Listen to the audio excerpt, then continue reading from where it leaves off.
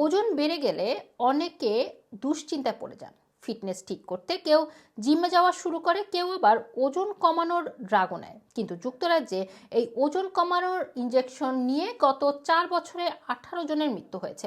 2020 সালের জুন থেকে 2024 সালের নভেম্বর পর্যন্ত ওয়েট ওয়েট কন্ট্রোল করতে সেম গ্লুটাইড, লিরাগ্লুটাইড এবং তিরজেপাটাইডের মতো ড্রাগ নিয়ে এসব মৃত্যুর ঘটনা ঘটেছে। এখন ওজন কমানোর ঔষধ খাওয়ার জন্য পার্শ্ব প্রতিক্রিয়ার ব্যাপারে যুক্তরাজ্যের ড্রাগ রেগুলেটর সতর্ক করেছে। সব ড্রাগের সাইড এফেক্টের মধ্যে রয়েছে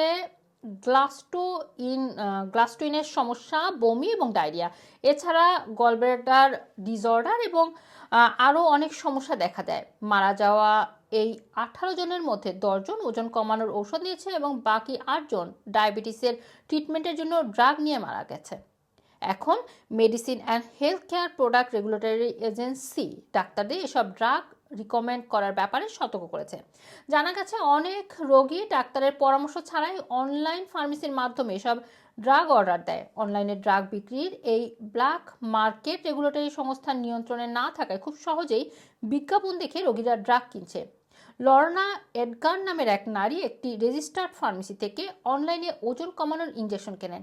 এটি নেওয়ার 3 সপ্তাহের মধ্যে তিনি গুরুতর সাইড এফেক্টের শিকার হন। তিনি আইটিভি নিউজকে জানান, মনে হচ্ছিল তার ভেতরে একটি কার অ্যাক্সিডেন্ট করেছে।